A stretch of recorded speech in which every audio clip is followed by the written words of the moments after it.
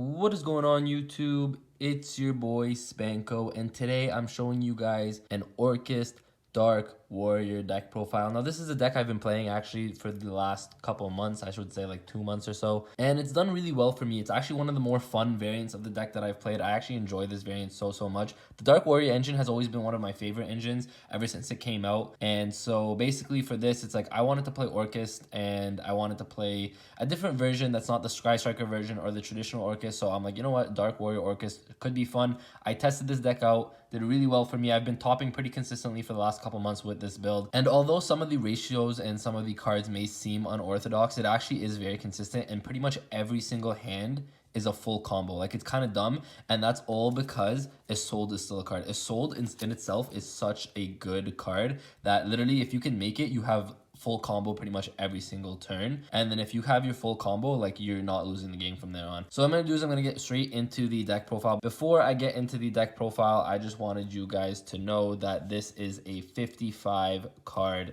deck. So it's 55 cards in the main deck, and then obviously 15 in the extra, 15 in the side. I'll be showing you guys the side deck as well. I am filming this video in advance, so by the time you guys see this, I might be in my new apartment, in my new room with my own new setup. If you guys haven't seen that video already, then maybe I'm not done it yet, but just know that I have a little YouTube studio thingy coming soon. So I'm moving, so I'm filming this in advance. And also, because I'm filming this in advance, I don't know what the ban list is saying. The ban list could literally come out any day now. And so I could be filming this and then the ban list could just come out and I can't even upload this video. So hopefully if you guys are seeing this video, the ban list has not come out and this deck is still playable. And honestly, it's one of the best variants in my opinion. It's one of the most fun variants in my opinion. So let's get right into it. First of all, we start off with 3 Orcust Harp Horror. Oh, I should mention, if you guys do enjoy these deck profiles though, please make sure to like this video and subscribe to the channel. I'm at 2,500 subs, guys. I couldn't have done it without you. The goal for 2020 is 10,000. Yeah, you'll probably be seeing this video in 2020. So the goal for 2020 is 10,000. We can do it. I swear we can do it. I promise we can do it. So yeah, 3 Harp Horror to start. This is kind of standard Orcust ratios: 2 Nightmare, 2 Symbol, and 1 Brass. Now I am playing the 1 Brass just because sometimes, worst case scenario, if you draw this, you might need the Orcust name just to make your Galatea. So that's the only way or the only reason you'll ever really need this. But I like playing it as a 1-of. It's not really that bad. It's never really a brick. And then the 1 World Wand. This is like a pretty standard Orcust. Other than the Brass Bombard, I think this is a pretty standard Orcust engine. So I don't think this is like questionable. I don't think you want to change this at all. Then I'm playing 3 Math, actually just for the Orcust engine. I'll put this in with the Orcust engine because basically using this to dump any of these at any time that you need it. So Math is one of your best normal summons, one of your only normal summons. But speaking of only normal summons, or one of your only normal summons, and the absolute, in my opinion, best normal summon of the deck, 3 Neo Space Connector, as well as 1 Aqua Dolphin. Now, if you open this and it goes off, you have full combo. You can literally open any 5 cards, but if you have this, doesn't matter what the rest of your cards are, this is full combo that can finish you on an Appaloosa and an IP with a Dingirsu in graveyard. Yes, that's how good this combo is. Aqua Dolphin drawing it, surprisingly, is not that bad, and I'll show you guys why drawing Aqua Dolphin actually isn't bad. There's a lot of times where I drew Aqua Dolphin, I'm like, all right, let me use Aqua Dolphin, in fact, get the hand trap out of your hand. I'm like, oh, okay, like I can win now because I got your Ash or whatever hand trap in your hand out of your hand, and if I see the Nibiru, then I can play around it, right? So that's why Aqua Dolphin is actually really good. I actually considered upping this to 2, funny enough, because if you draw it, it's actually not that bad. Then obviously for the Dark Warriors, we have Armageddon Knight as well as Dark Grepher. This is pretty standard. I mean, why wouldn't you play these 2? This plus like your Nightmare is also full combo. Like, this is insane. And then you play triple Mali. Obviously Mali is really good. It's back at 3. This card's insane at 3. It literally gives you a free extender every time. I never actually use all 3 in one turn. Sometimes I'll use the 1 to summon the second one, but sometimes having the third, like keeping the second one engraved for your next turn, can just help you make Boral Sword and OTK. That's why I actually, like, you actually don't need to use all these because the combo doesn't really require this. Then for your extenders, I'm playing triple Junk Forward as well as double Blue Mountain Butterspy. Now, Junk Forward is the reason why Aqua Dolphin actually isn't that bad, because I've opened Junk Warrior and Aqua Dolphin a lot, funny enough. And if you open 1 and 1, it's actually not horrible because you special this, you normal this, you pitch a card. Let's say you open your Mali, that's even better, or you open an Orcust Nightmare or a Harp Horror. You can pitch one of your Orcust monsters, pitch a Mali, see your opponent's hand, know what you have to play around, and if it's a hand trap, then you get rid of a hand trap. Obviously at this point, like, they can't hand trap you with just Junk Forward and Aqua Dolphin, right? So you go Junk Forward, Aqua Dolphin, you send an Orcust, you send a Malicious, you see the hand trap, you get rid of the hand trap if there is one, and then you can make it sold, and then literally full combo. So Aqua Dolphin, funny enough, to draw it with Junk Forward, like these 2 together, is insanely good. Blue Mountains Butterspy I played at 2 because if you see it with Connector as well, it chain blocks so that they can't hand trap your Connector, and that just obviously becomes really good in itself. So Butterspy is really good in that sense. And then I am running a Danger danger package. So that's for basically the Dark Warriors and the Orcust, like pretty standard ratios in my opinion. It's just the only thing is that Aqua Dolphin is so good that sometimes I really want to up it to like 2. Like that's how good, funny enough, it is. For the dangers, I am playing 2 Nessie, just the good ones, 2 Jackalope as well as 2 Tsuchinoku. I actually wanted to up this. I wanted to play a Mothman, but 6 dangers in my opinion was good enough for this deck. I didn't need, like, you don't need to see them. It's just really nice if you do see them and like you open like, let's say, a danger or 2 dangers plus like 3 Orcust monsters, then that's like when it's really good to see them. Otherwise, like your connector and stuff does the full combos without needing these. So these are basically like your backup if you open your Orcust monsters, because then these can get the Orcust monsters out of your hand and into the graveyard. So if that makes sense, like that's why you only really want to play the 6 of these. You don't want to play too much. And then I am playing a good hand trap package. I'll show you guys the hand trap package right here. A triple Ash Blossom and Joyous Spring,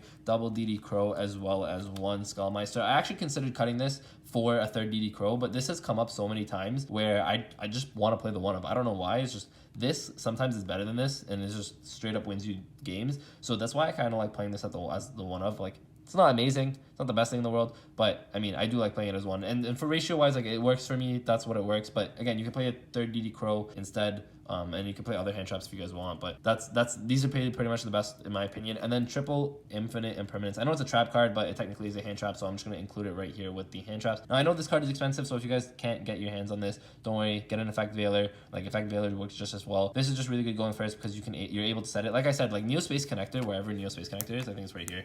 Neo Space Connector is like a 1-card combo, so being able to have like a Neo Space Connector plus like an Imperm and an Ash in hand, right? You'll have a full combo plus you have the Imperm set plus an Ash in hand. Like, that's insanely good on its own. So that's why obviously like I wanted to play the hand traps because I wanted to see these with this, because as soon as I see this with these, you're pretty much winning. Like, you have to win the game. I don't know how you lose the game in that point. Your opponent literally has to draw everything that specifically outs what you have to beat this board. Like, that's how good this deck and consistent this deck is, especially when it gets its combos off. I should mention, I know you guys like to see the list right in front of you. Now I know this is all clustered in front of you. I try to do this so you guys can see all the cards in order, but on the Discord, if you guys want to go check out my Discord, on the Discord what I do is I post the deck list under a channel called Spanko Deck List, and I put all my deck lists that I play under there. So if you guys want to see a full image of all the cards and not like sit through each and everything, you can go on my Discord. Link is in the description below, and you guys can obviously go check that out, and the deck list is in the Discord. So moving on to the spell cards, you have to play the mandatory equip spells because of Isolde, but like honestly, even if you play these, I know there's technically the bricks, but they're not really all that bad.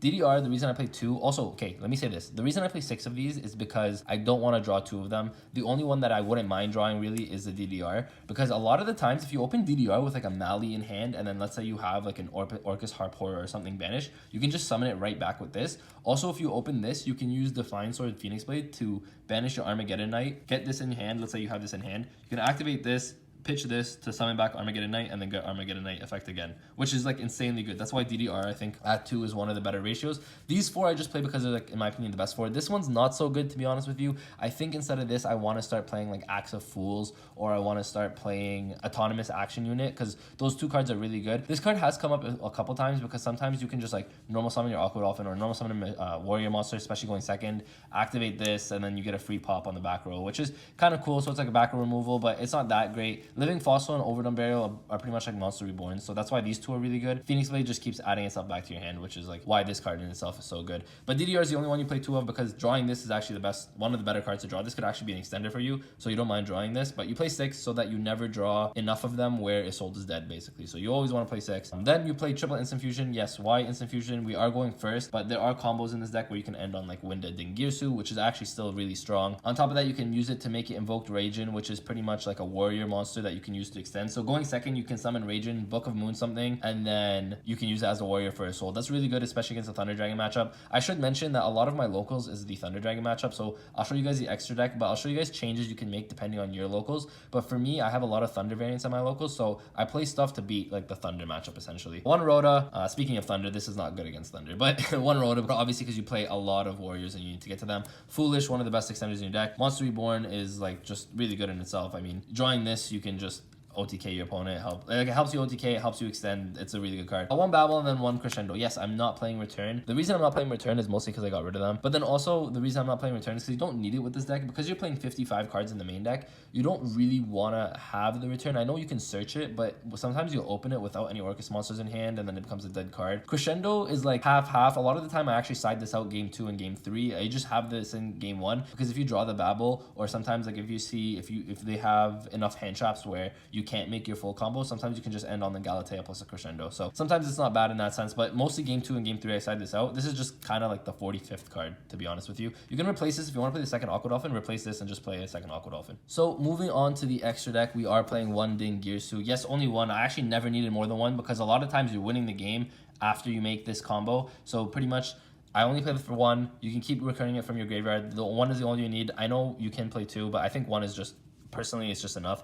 Double Galatea in this, you don't want to play three. You don't need three. You also don't play Long Girsu because honestly, you don't need it, right? I wanted to play stuff in this extra deck that could actually help me win games. I know Orcust is really good at grinding, but I found myself, like, especially with the Dark Warrior package, you want to just be able to set up a board turn 1, make your opponent, like, disrupt your opponent as much as possible, and then just beat them on your next turn, which would be turn 3, right? So that's why I just didn't want to put too many cards in my extra deck that were situational, and just more cards where it's like, all right, I need to get my combo, and then I need to beat you next turn. So that's why this ratio, in my opinion, was good. One IP Masquerena. If you ask me why that Masquerena and I think Apollo is in a different sleeve, the reason they're in different sleeves is because I'm actually borrowing them from my good friend Alpha YGO. I didn't have these. Like, I literally don't have an IP or an Apollo, and I wanted to play this deck, so I asked him to play it. So then he just gave me them in these sleeves, and I never took them out of the sleeves. So anyways, one IP because it's essential to your combo. One is sold. Is sold, obviously, like I said, is literally the best card in your deck. If you can make this, it's so good. Full combo. I love making this card. One of my favorite cards right now. One barricade blocker because sometimes you break with Orcust monsters in your hand. Like, I'm gonna be honest with you. Sometimes you open multiple Orcust monsters, and as long as you can make barricade board blocker, you can literally just pitch a card. Like, this card literally says send a card from your hand to the graveyard. That's it. Like, that's how good this card is. Then I'm playing just one Nightmare Phoenix. I should mention as well as one Nightmare Unicorn.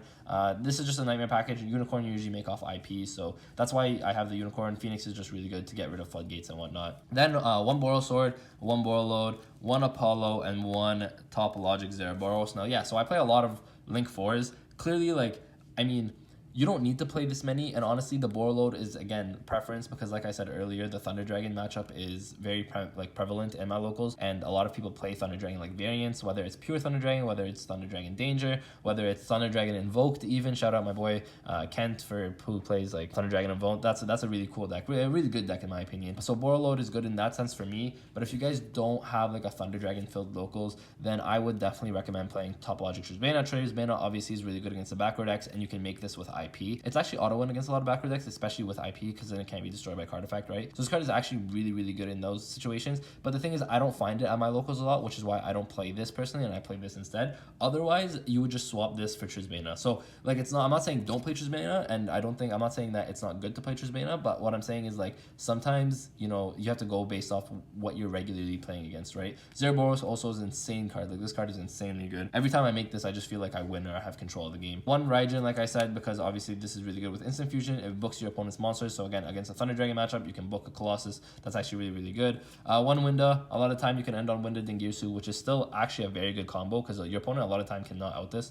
And then one Thousand Eyes Restrict. If you're forced to go second, Thousand Eyes baits something out. Instant fusion automatically becomes a bait for any negate that they have. And then, so like, that's why Thousand Eyes, in my opinion, is just really good. It's one of those cards that it helps this deck go. I mean, it can always go second because you can always make Boral Sword, but it's more like if you need to bait out stuff, Thousand Eyes is one of the best cards to bait out cards from your opponent, right? So that's it for the extra deck. It is a 15 card extra deck. So lastly, for the side deck, I'll show you guys the side deck real quick, and then I'll actually show you the quick combo. So two Nibiru. I kind of want to take this out, to be honest with you, because every time I side it in, like, I see it too late and it's kind of dead. So Nibiru is good. Like, don't get me wrong, this auto win against a lot of things if you see it properly, but if you don't, it's not that great. So I kind of want to take this out. I don't know what for though, which is why it's kind of still in there.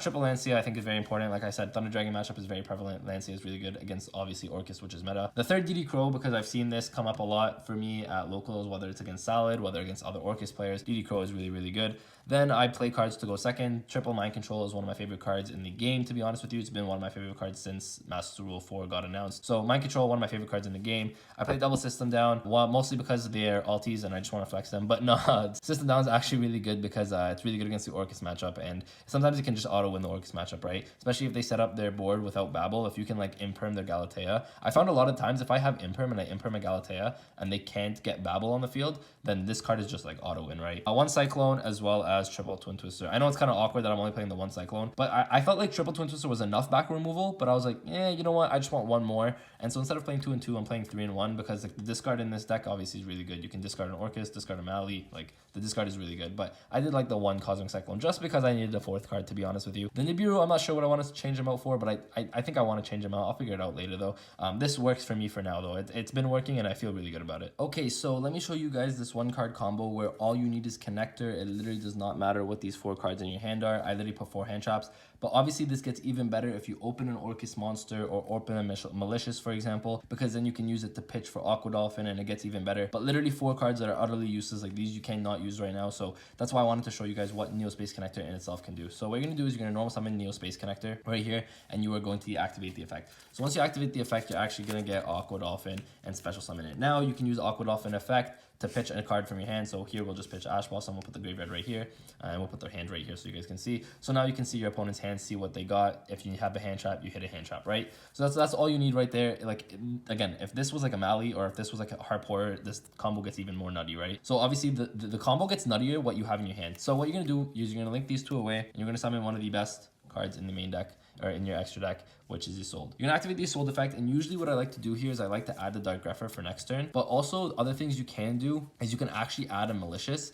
because if you open like let's say a Dark Grepher already, because then what you can do is you can pitch the Malicious special summon Grepher and then you get another Foolish in that sense. So it depends on what you have in your hand honestly for what you search, but in this case we just search Dark Grepher for next turn just like an as extender for next turn, right? So now you activate the second effect and you are gonna dump 4, and usually the 4 I like to dump are the ones that you don't want to really draw. So the Noble Arms, the Living Fossil, the Overdone, as well as the Divine Sword. I like to keep the DDRs because I play 2 DDR in the deck, right? I like to keep the DDRs in the deck because I actually don't mind drawing them, especially in the like mid to late game. DDR becomes really good. So you pitch these 4, you send these 4 from your deck to the graveyard, and you're gonna summon Armageddon Knight. Armageddon Knight effect is gonna activate, and you're gonna want to send your Harp Horror. Now, so like I said, if you have an extender, for example, if you have the Mally in your hand, you can pitch Mally to summon Dark Grepher, and then you can make Apollo right here, right? And then the combo gets even better if you make Apollo here. And then, or like if you already had a Malicious in the hand to begin with, and you pitched it with Aqua Dolphin, then you can summon Malicious here, and then make Apollo that way. It doesn't really matter, but here we're gonna make the most simple combo where like you don't get Apollo, just with just the connected. But of course, 1 simple extender, and you get this full combo plus Apollo. So you're gonna activate Harp Horror effect here, and you're gonna summon your Nightmare from your graveyard. What you're gonna do now is you're gonna link away Nightmare and Armageddon Knight, summon your first Galatea. So this is your board right here, Galatea plus this. What I like to do now is I like to activate Nightmare, and then you're gonna send your World Wand from your deck to your grave. I like to send World Wand, not Symbol just yet. I don't like to send Symbol just yet. Sometimes if you need to send, like let's say you open this, you can send Brass here instead, right? To send this to the graveyard. So, or special this, right? So it doesn't really matter, but you need to get this into your graveyard somehow. Then you're gonna activate your World Wand, and then you can either summon Harp or you can summon Nightmare. It doesn't really matter. I'll just summon the Harp here. It doesn't really matter. And then when you're gonna activate Galatea effect, you're gonna shuffle your World Legacy World Wand back into your deck, and you are going to get yourself a Babel. Set your Babel, and then you're just gonna activate it right here, right? Then what you can do is you can overlay into your Dingirsu, activate the Dingirsu effect to put Nightmare right under it. And then what you can do, sometimes here if you want, you can use Harp Horror plus your Isolde right here to summon your IP. So that's how I like to do it. That's one way you can do it. And then the reason you do it this way is because on your opponent's turn, because you still have 4 cards in your hand, right? This is the most basic combo. On your opponent's turn, main phase, for example, you can use these 2 to link away and then make your, for example, you can make your Unicorn that way. But the other way to do it, instead of using the Isolde, because sometimes I like to keep the Isolde on board, what I can do is you can link these 2 away, so your Harp and your Ding, and you're going to summon Masquerena right here. And the reason I'd like to do this instead of the first play with Masquerena and Dingirsu, so the reason I like to do this is because this actually gives you the option of, if you need to do it, making the Zeraboros, right? Or you can actually just make Apollo Yusa on your opponent's standby phase, and then, or your opponent's main phase at the start, and then it'll have 2 negates, right? So what you can do here is you can literally use IP Masquerena on your opponent's turn. So as soon as your opponent's turn comes, you still have 4 cards in hand. You have all your Orcust monsters. You have a Harp Horror that you can use on your standby phase to actually summon your Symbol Skeleton. And then so let's say you go into your opponent's standby phase, right? This is your hand. So you go into your opponent's standby phase, you're gonna banish your Harp Horror. This is what I like to do, and then I like to summon Symbol Skeleton here, right? So now you have 3 monsters on board. This is the banish pile right here. So what you can do is there's a lot lot of things. Depending on what you're playing against, depending if you know what you're playing against, whatnot, you can actually make a lot of different plays here.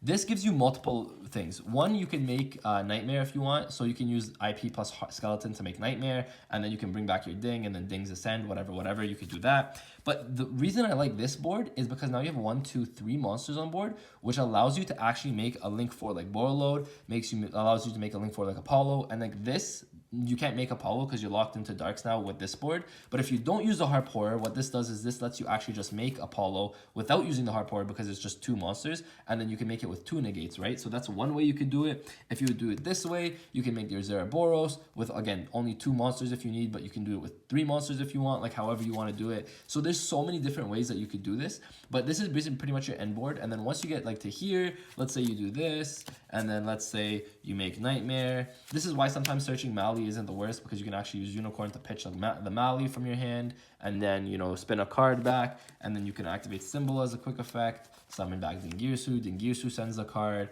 You still have Nightmare in the graveyard. Oh, I forgot to even mention that you would a lot of the time banish your Armageddon Knight plus like anything else just to bring Phoenix Blade back, so you can actually just pitch the Phoenix Blade with Unicorn. Like, there's so many endless plays to this, and depending on what you're playing against, you can do different things, right? And like I said, if you guys are deciding to play the Trizbana in the main deck instead of the Borreload, then you can just make Trizbana on your opponent's turn as well. So that's why this combo is like insanely good, and there's so many different ways you can do this, and this is just with 1 Neospace connector. If you had 1 more extender, you finish on Apollo plus the same combo. Like, that's how good this deck is, and that's how consistent this deck is. You don't even need connector. It's funny because you can open Junk Warrior plus like Aqua Dolphin and do the exact same thing. You can open Junk Warrior plus like a Butterfly and do the exact same thing.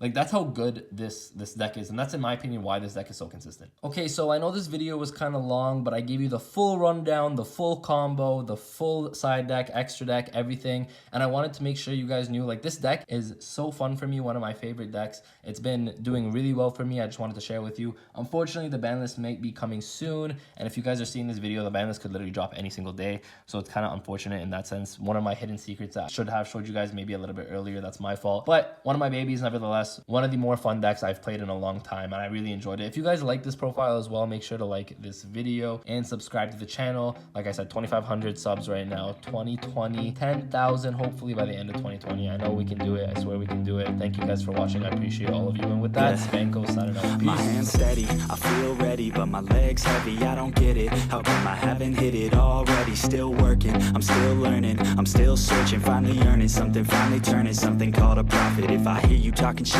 don't get caught in it. I'll be popping off and hit your ass, dropping all your shit. Yeah, I promise this, I got promises. You ain't stopping this, cross my shit.